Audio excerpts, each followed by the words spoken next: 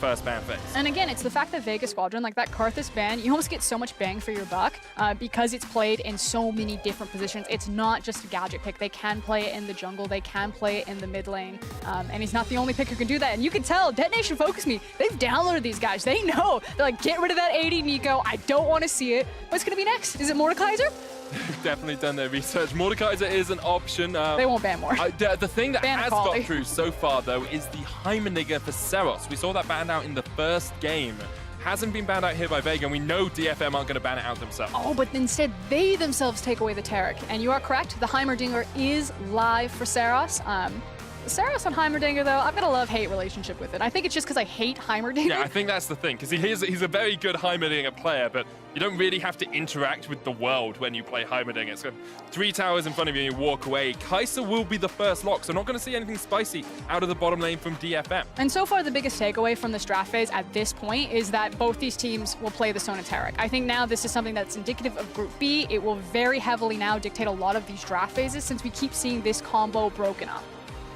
Kai'Sa and Galio for the side of DFM. That's a much more standard bottom lane. Vega went for the Hecarim first pick. Expect that to be on Boss in the top lane. He's still running Teleport and Ignite. No way! No way. Okay, so I said they wouldn't take it away. There were no Heimerdinger games this split for anyone from Vega Squadron. That is a power move. Then you lock in the Shen to round it out. This is laying down the gauntlet. This is saying anything you can do, we can do better. And I had the question at the beginning of the day, are we going to see teams just prioritize their own comfort picks, or are we going to see teams really try to download their opponents and have deny? You know, it's very rough in these types of tournaments when you have so many opponents to prep for to find these very niche strategies. And it looks like Vega Squadron, they came fully prepped. They had a great composition in game number 1, and now in their second game, they're like, take all of the power picks away. Do not give this guy Heimerdinger. So here is my expectation from this. Seros picks up the Ziggs as his final pick. I think it's going to be Heimerdinger Shen bottom lane. I think that's what they're going to play. And then we'll see what Gadget and Santis go for mid, depending on the rest of the picks. I 100% agree with you, because it then also opens up the potential for Nomance to find a good answer into the Ziggs, maybe something that he can either contest the wave push for, or at least have kill pressure to open up the rest of the map. Normally, Vega Squadron, a lot of their pivot points starts around Nomance in that mid lane position. Definitely does. And you can see DFM know it could be like that as well. They're getting rid of the LeBlanc, they're getting rid of the Rise. Vega have taken away the Kindred in terms of jungle picks. We'll see what they decide to ban for their final ban on this second phase. But already, we're looking like a pretty spicy game here between Vega Squadron and DFM. But even though Seros didn't get his signature pick, he still has a really strong 5v5 team comp. They're very comfortable on these types of champions. Again, if you're a DFM fan, these are exactly the types of picks that you wanted to see your team load up.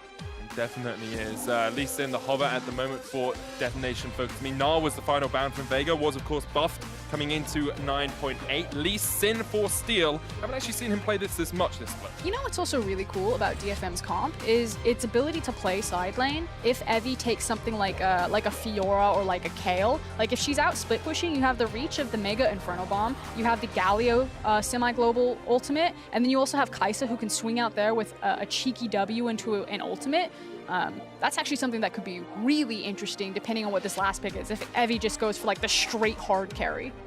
Would be an incredibly intriguing opportunity for them. Vega, though, have the opportunities to match in those side lanes as well. It's going to be Corki mid for kind of the push pressure in towards the Ziggs, but with a package, with a Shen ult, with a Hecarim, you can run around quite a lot. That's a big carry coming out from the side of DFM, but more of a team fight threat in the form of the Vladimir. And it feels like both teams have a lot of tools for the team fight, though. I do like the dual versatility of Vladimir, that he can play for the team fight, like you're saying, as well as for that split push. So I think that he still gets a lot of value off of the ability to run 1-4 in this composition from Japan, because, again, of all of that semi-global threat.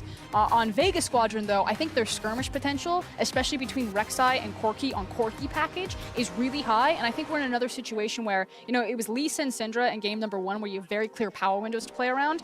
The same sort of vibe here. You got very clear power windows to play around Corki, and I expect Ananasik to plug into those power windows and everything to start with Nomance again. Ananasik was very strong in game 1, reading his enemy jungler, working out exactly where he needed to be on the map. We'll see if he can do it again into Steel, who had a strong game 1 performance as well. eclectic team comps. A little bit of this, a little bit of that across the board, but I'm very excited to see how these two teams match up against each other, especially with Gadget taking Seros's like signature pick away from him and just being like, okay, I'm gonna play this in the bot lane now. We'll see how Heimerdinger works. I'm pretty sure he's just going to push. The thing about Heimer is that, you know, pending how in tune he is with the champion, shout out to Jat's guide on it. Everyone, if you're not used to seeing Heimer, just pull up that YouTube tab. I'm pretty sure that we did one in the EULCS with Hyanon as well. There was like a LoL Esports article about it. So you're saying that I'm sponsoring the wrong broadcast right now? Saying, you know, you're part of LEC now, Frost, okay? I watched the LCS one. Pull that up, get a quick tune-up. We'll be talking about Heimer over the course of this game, because here we go.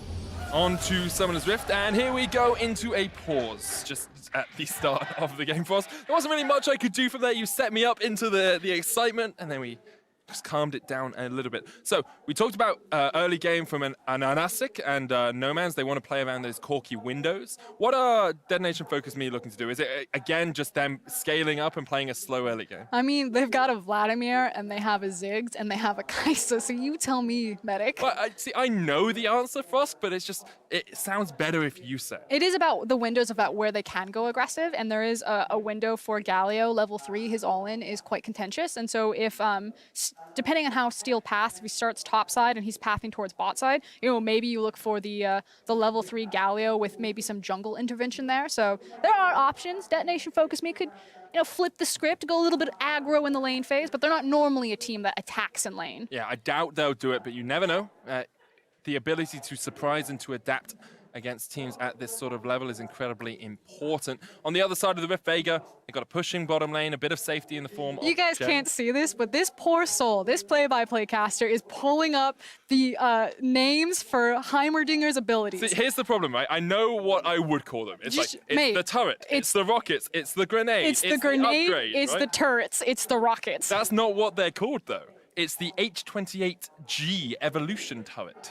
It's the Hextech Micro rockets. It's the CH2 Electron Storm grenade. I don't know why you've got that weird roll happening. Makes it more professional, I find. More posh. Yeah, that's what it makes it. Okay, we are going to jump back onto the Summoner's Rift. It's Fosk and I find what we want to talk about in the early game. Where are we looking? What intrigues you about this game, Frost? What intrigues me is how they're going to play around the Heimerdinger. So everyone knows about the push. One of the cool things about Heimer, though, is that depending on how he has his turret set up, he can actually be really hard gank. I was actually talking to Azael about this. I was like, I got to prep my Heimer knowledge. I got DFM on the docket today. Surprise, it's Vega Squadron playing it.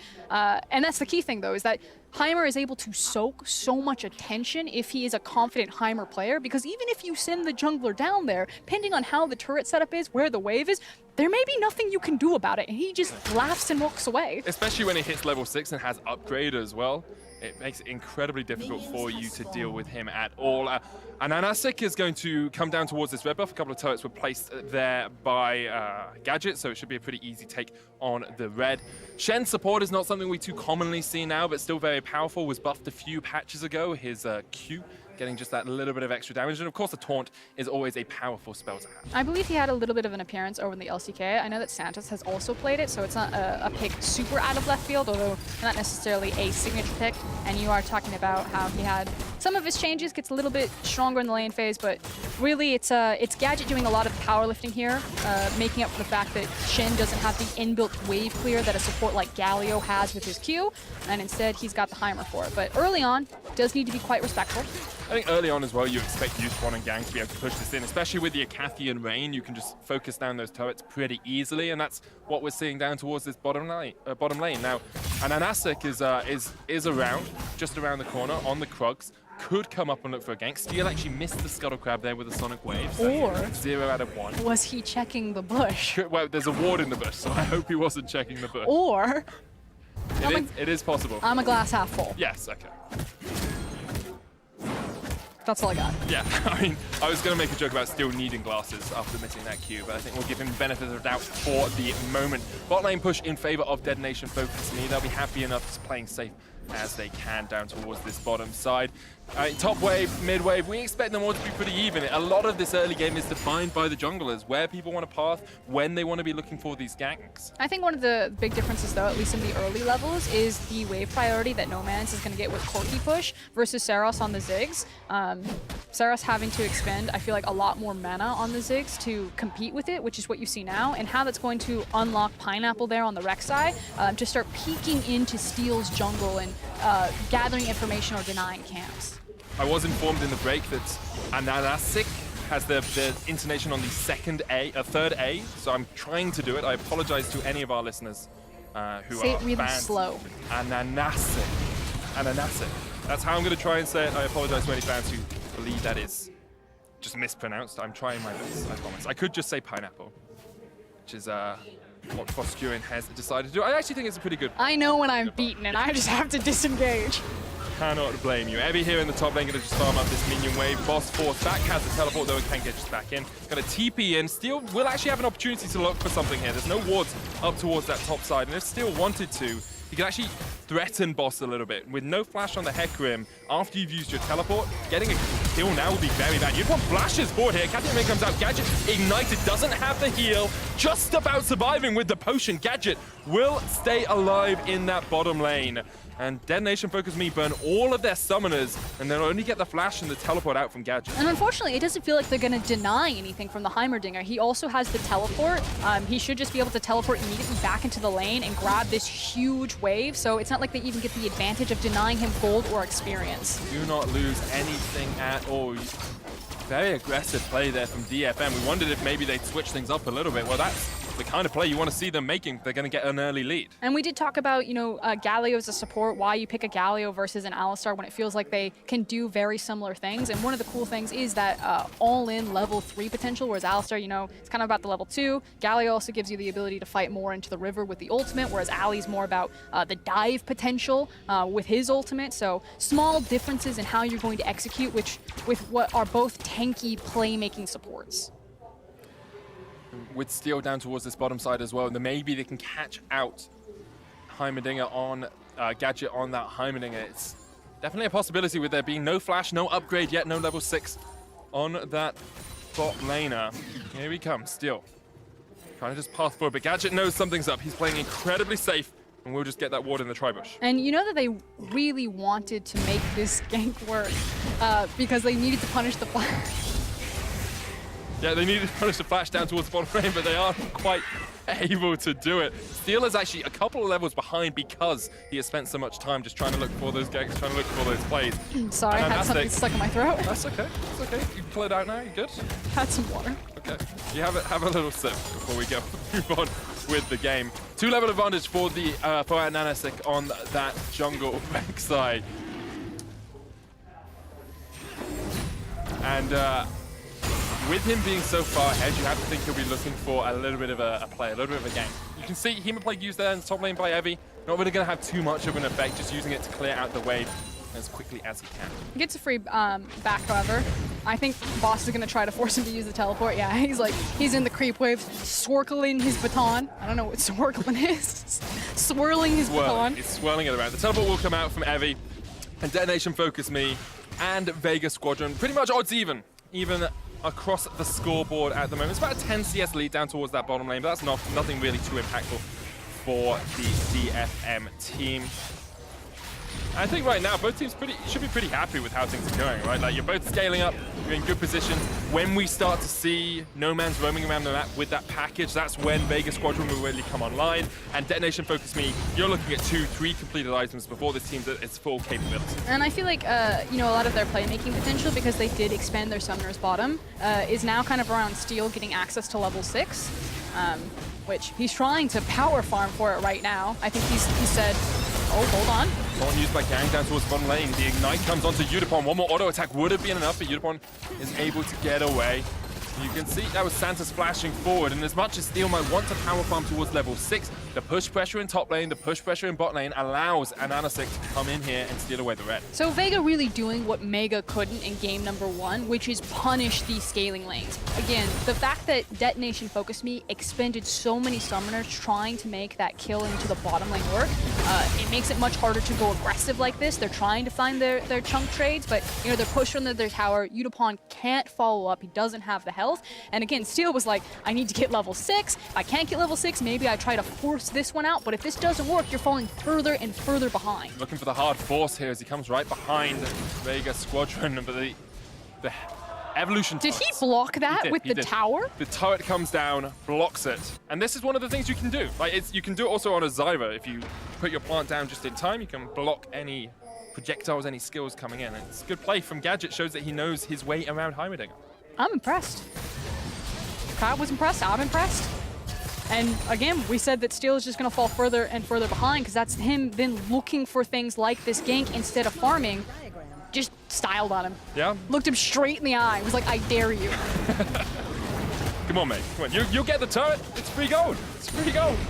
Free real estate down towards this bottom lane if you want it, but not going to be able to do too much about it. And Anasek now going to steal away, or take away this Ocean Dragon. 8 minutes in. Vega Squadron, everything coming up in favor of them. And, you know, this is kind of the spillover of these small advantages that Vega have built in the lane phase. The fact that you were talking about the priority that both Nomans and Boss have, you know, very far forward in their lanes. The fact that Steel appeared on the map at level 5 and was just like hard alphaed by Heimerdinger there, denying the engage. So he needs to go back and farm, and it opens up a free ocean. And with it, vision control of the river as well. Nomans trading into Seros here in the mid lane. Seros has gone heal once again on the Ziggs just for a little bit more sustain, can dodge out some of the bursts from Nomans. But something we commonly see from Corkis in mid lane is they'll go for the Hex Drinker into a mage matchup because they know they can get burst down. Into things like the Syndra, into things like the Blanc, you need that extra magic resist. Here, Nomans saying, no, none of that. Don't need a Hex Drinker. I'm going full Triforce first item, get that extra damage, get towards that one item power, and then maybe can look at a bit more defense later on if he needs it. If he needs it, and he's done a really nice job sidestepping a lot of these bombs from Seros. It feels like Seros' wave clear has been really put on just trying to focus on the minions as opposed to trading for the Corki. So good positioning and lane from Nomans. And as much as, you know, we are praising Vega for their early game here, for their ability to, you know, push DetonatioN Focus Me a little bit behind, it's still only 100 gold between the two teams. You know, DetonatioN Focus Me haven't had as many leads as they want, but maybe they're going to get a kill here in the top lane. Steel falls down. Boss and Anasik in the right position at the right time will take out that jungler. I mean, there was a Lee Sin there, and then suddenly it was his direct side. Just instantly died. Disappeared off the face of the Summoner's Rift. Nomans forced back. They're going to dive Seros. They can just dive him, as you say. No unstoppable onslaught for Boss, but Anasik there with the flash. There's the Stand United as well. Mega Inferno Bomb's not going to be enough. And then Anasik will take the kill. Just super clean cross-map play from Vega Squadron. They're now just going to get a huge chunk out of this tower, pick up a lot of these plates, and deny so much golden experience to Seros. So again, Vega doing what Mega could not, which is punish DetonatioN Focus Me in these lanes. You cannot just draft passive and get away with it. And I love what I will call a timing attack. That's what they're doing. They're waiting for a specific item point. They're waiting for a specific level. Here, the Shen level 6, before they make these plays, before they can go for that really aggressive play. Vega Squadron seems to be a team that know exactly when their windows are, exactly when they are just that little bit stronger than their opponents, and when they can strike. And just credit to Boss here. This is a guy who walked into Krugs, helped kill Lee Sin, walks it into the mid lane, also picks up the assist here with Seros dying, and then teleports back into the top lane. Didn't even miss a beat. He's not even behind. Well, he is behind, but he didn't miss anything in that roam. That's what's important. He was already a few CS behind, and that hasn't extended. He had the wave pushing into him. I'm just going to remind everyone, due to a mourning period taking place in Vietnam, Group B will play their last 8 games and any eventual tiebreaker games on the 5th of May, which is in 3 days' time, I do believe. A little while, so make sure you tune in when that happens. But for today, we still have one more game after this one. Make sure you stay tuned. It's going to be fun. All of the games in Group B have been a little bit more measured, I'm going to say, a little bit more scaling on the teams than we saw in Group A, but still, both teams in this matchup aware of their surroundings, aware of exactly what they need to do to try and get in this game. It feels like so far we've had a lot more kind of like strategy checks than skill checks. Maybe our first fight. Oh, he steals it away, but the Hemo Plague and the final auto attack from Seros is enough from Anasik to take down Anasik. Now, do you greed for it? Do you go for the Rift Held? Both Boss and Santos can get in there. Just run in and ult. Yeah, Boss is just running in. Devastating charge onto Steel. They're looking for the fight, but here's the hero's entrance. Detonation Focus Me trying to bait out the play. Double taunt lands. Ceros there with a Hexplosive Minefield. Santos goes golden. Unstoppable onslaught from Boss gets him away. Santos trading onto Steel could just ignite him. Evie's going to take down Nomans, but Santos gets the kill. Just go for it, man. You're going to die anyway. He gets the Rift Herald. Satchel Charge knocks him back, and eventually he falls to Ceros. Evie chased away Boss down towards the bottom side, but the Rift Herald does go over to Vega Squadron. That was Detonation Focus Me like, who's the captain now? We dare you, come get it. In the end, they did walk away with it. Steel has Smite up. I'm looking, I was like, I saw that he still had his Smite. I was like, maybe... 2-level disadvantage. Maybe it just came up. 2-level disadvantage when it happens, so it's can't really blame Steel too much for losing it. The impending fight, though, good disengage from Steel here. And then they get him into a nice choke point. Ziggs really loves choke points. He's able to walk in freely, and then finds the dunk. Speaking of dunked. Yeah, and Anasik just comes in with the claws in the mid lane. Ceros unable to survive. That heal not helping him, not off cooldown, and it's going to be a couple more plates you have to feel. Might even be just first Coward going down. Rift Herald was summoned. That is in the mid lane, but the turret's going to fall before it even gets a charge off. Oh, maybe just one? Oh! Doesn't take any damage, so now they can continue to push. Gang comes into the mid lane to try and defend. Shen's here as well as Santos comes up from the bottom side of the map. Double taunt lands. It's only Santos who's taking up the tower, Steel jumping in. They just want a little bit of chip damage onto this tower. You know, it's down to about 10% health or so. It's very good stuff from Vega, opening up the map as much as possible. No, it's massive, especially when you have a champion like Corki and Hecarim on your team. If you're able to get that far down in the mid lane, it gives you that much more access into the jungle. Usually that goes into Baron setup, as we see how this play started. It's a package play. It was a package play. Knocks back Ceros, then the Prey Seeker hits. And Anasik can just jump all the way across. Weren't you just crediting Vega how good they are about recognizing their windows, where to strike, how it was going to be about the package window with Nomans and an Anasik? I mean, you set it up in pick and ban, so I'm not going to steal away all the credit, but yes, I'm amazing at predicting plays. It was all you, Medic. Thank you very much. So, 4 kills to 3 in favor of Vega Squadron, a 3,000 gold lead for our team from the Commonwealth of Independent States, and they're opening up the map. They're taking that mid lane tower. They're actually taking a Cloud Drake right now as well. It's the second dragon of the game. And Detonation Focus Me, they are still scaling. Stormrazor into Pickaxe on Utapon will get him that Icathian Raid upgrade. You have a Ludens now finished on Ceros. You're starting to build towards a Proto Belt on Evie, but when you compare the early games, Vega Squadron got 1,120 gold from plates. Detonation Focus Me got 160. It feels like we're going to say the same thing about Detonation Focus Me, which is they're still scaling, and at some point that's either going to be good enough or it's not going to be good enough. I still like what Vega have put together because I feel like, especially with the Corki, their scaling potential and their 5v5 potential is also very strong. Now, that can't deny just, you know, like a sick wombo combo from DFM. Like, say you get the Hemo Plague, you spread that around, make that real nice, and you just, like, drop a Ziggs bomb on top of it, Kai's just flying around. That feels good. But if you don't get that, then Corki's just going to shred you in long, extended fights. Hecarim's going to shred you in long, extended fights. I'm not sure what Heimer's going to do, but I'm sure his turrets will shred you in long, extended fights. It'll be flashy. Yeah.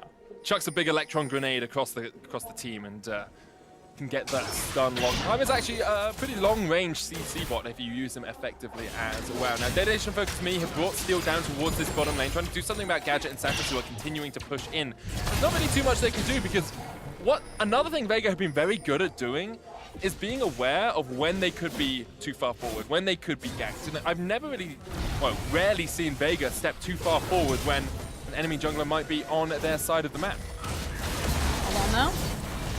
Evie caught out a little bit, goes into the Sanguine Bull, pops a Hemo Plague as well, but he's forced back behind his tower.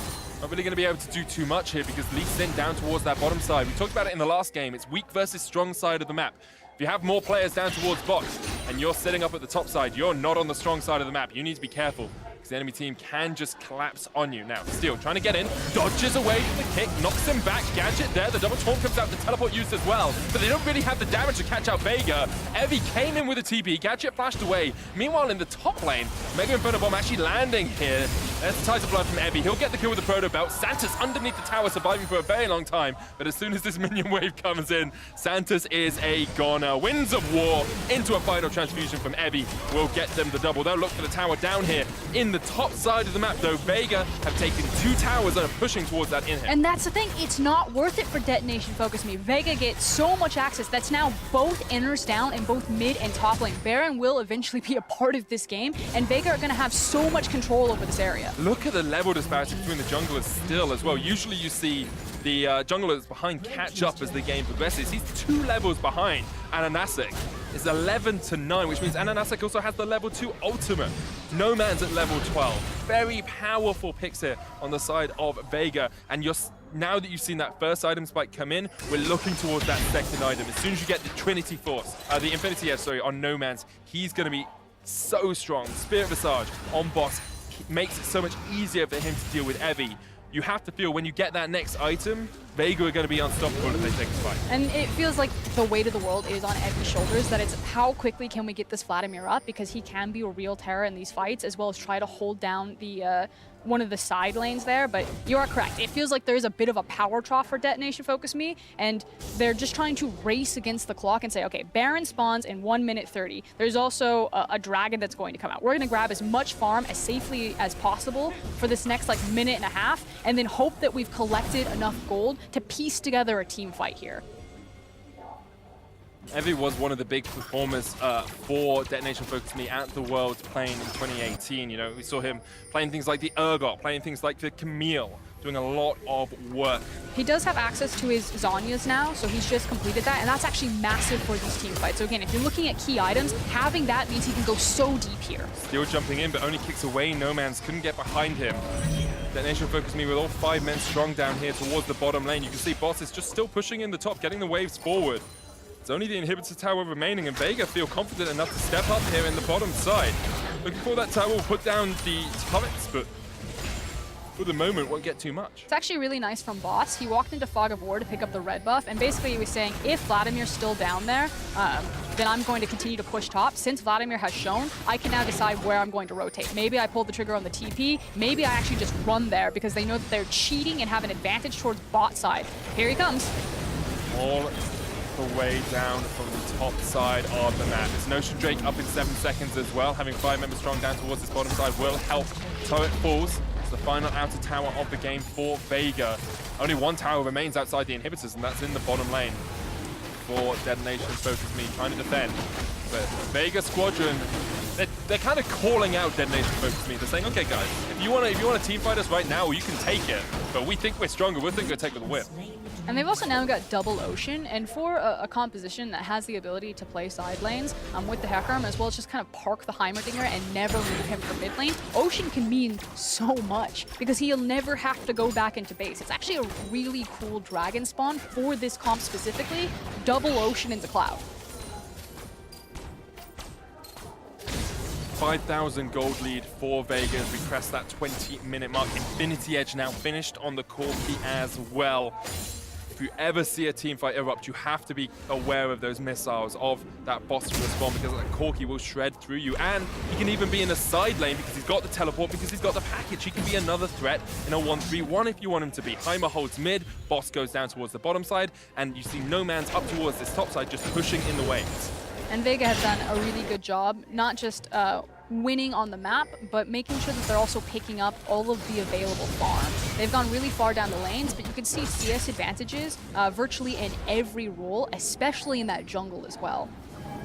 And that was after Detonation Focus Me were ahead in terms of CS in the laning phase. Vega doing a great job between probably about the 13 to 20 minute mark. I think they've really come into their own. Now, next steps, you're looking at deep vision. You're looking getting some of these wards in. You can see Vega Squadron have kind of started to step their vision up, started to get a few wards here in the jungle, but it's not deep enough for me. When you get towards that Baron, you need to be getting wards around the red pit, around the entrances to that jungle. And I agree with you. I think that that was just kind of some leftover vision when they were moving up there initially, and this was more about kind of the reset to grab all of the 2-item power spike across multiple members. And now it's about wait until Boss has pressure pushing forward, then we can start this denial game or pick game that they're starting to posture for now.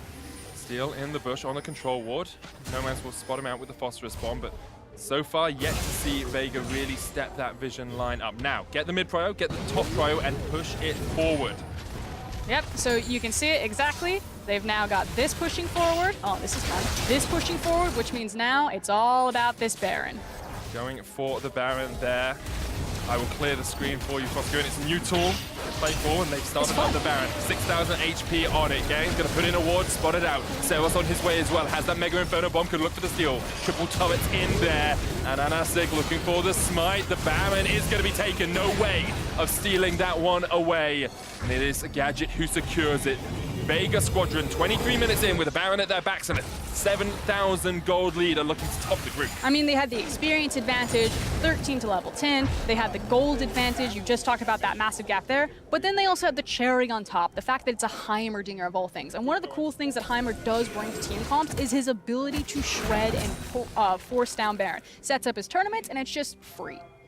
Great stuff there from Vega Squadron. And as you like, it's so easy for them to take it, as you say. Now, with the ability for Corki to be in the side lane, with Boss being so strong, Spirit Visage complete on this Hecarim, there's no real way, even though Evie is pretty powerful, you know, he's sitting on a needlessly large rod, on a Protobelt, on a Zhonya's, probably not going to be able to work his way through the Hecarim. Don't underestimate the power of the Wombo combo. Again, at this point we said the last composition that DFM did, they couldn't press all of their buttons all at once. They wanted to kind of stagger them apart, really chain together those cooldowns. This one, just throw it all down. Just hit it all at once as long as the Hemo Plague is on them. But that means that Vega Squadron would need to be grouped for it to work, and frankly, Vega have done a really good job not grouping up. They're splitting apart, they're pressuring multiple points on the map, and they're using the mobility of their composition with that Corki and that Hecarim to deny that sort of Wombo from DFM, because that's the only way back. Yeah, often you also need an engage tool, a hard engage tool for a Wombo like that to really be as effective as you want. Maybe with the Galio, maybe with the Lee Sin jumping into the backline and a kick into a hero's entrance, you have that, but it's nowhere near as secure as something like a Sejuani, as something like a Lissandra who can just jump straight on towards that backline. A little bit of a slowdown here, though. They're really playing this one patiently, Vega. That they are, but they can. You know, they've still got 2 minutes basically on that Baron power play. Heavy force back here. The upgraded Electron Storm Grenade comes out, makes him pop the Sanguine Pool, and that makes it a lot more difficult for him to stand beneath the tower. But the rest of Detonation Focus Me are here, just defending with him. I also really like how they're using Santas on the Shen. You know, normally you'd see your top laner and your mid laner being the ones responsible for pushing the side lanes, but because he has Stand United, it's actually the support that's feeding in that mid lane, allowing Hecarim to really threaten the dive potential, so that Heimer and Hecarim and Rek'Sai can approach that tower and push it over. It's making the most efficient use of your resources, and that's what we've seen from Vega Squadron across the last couple of games. They just seem to be able to understand their opponents, understand their own composition, and play, I'm not going to say perfectly, but play pretty darn well so far. I really liked them. I saw some sentiment around this team that, again, they felt that, you know, they only won because they had like the weird cheese picks, if they abused the meta, that they weren't really the better team. But, you know, if you go through Gambit twice, which they did not only in their playoff run, but also in the open tournament that the TCL holds, you beat Elements Pro Gaming, you were a consistent thread to the top of the ladder, and you do it because you have so much creativity and versatility in your drafts. I'm like all about Vega. I think they're a very cool team. And a pretty new team on the block as well. You look at it, in terms of playoff appearances, you got 3 on Boss, a couple on Anasik, a couple on Gadget, 3 on No Man's. Santa's probably the most experienced player. He's the only guy that's played internationally as well on Virtus Pro in MSI 2017. So this is actually a strong showing for a new Commonwealth of Independent States team. Also speaks volumes about the strength of the region, the fact that we've got so many different looks from the CIS with all of those different teams, with, you know, the Albus Nox Luna quarter as the cherry on top. A lot of fun to watch so far, and looking like they are going to top the group at the end of the first day of Group B, looking like the standout favorites to take Flash Wolves. Take on Flash Wolves in their best of 5. Not over yet, Medic. Well. Yeah, it's not over yet. I totally agree, but I think if they win this game, they're definitely the favorites of the group, considering Detonation Focus Me beat out Mega earlier on today. Now, Vega, Baron buff has fallen off. You can still push forward. Haven't quite broken that inhibitor line yet, but Detonation Focus Me are defending for the time being. They do have pretty good wave play, you know. A Vladimir, a Ziggs, and a Kaiser can keep you at bay for quite a while. They're also doing a good job scouting with vision as well as scouting their side lane. So you can see that Evie is trying to look for the flank. That's normally how Vladimir wants to approach these team fights. Get into the side because it's much harder to run front to back especially through Vega's composition. Whereas No Man's was kind of scouting top side of the map and then rotated up to get a lot of damage on this top tower. And then they have really nice defensive vision underneath them on the bottom side of the map to try to catch out that Vladimir. Vega just continuing to keep every single lane pushed forward. DetonatioN focus me, you know, you can keep defending for a while, but when you've got a rapid fire cannon on the Corki, every now and again he'll just step forward. There's the upgraded Electron Storm grenade. Sevos uses the heal, but this tower's gonna fall, and the base has been broken open by Vega Squadron. But no inhib to speak of yet, so it looks like it's gonna be a second Baron rotation here for Vega Squadron. So hope's still alive for DetonatioN focus me.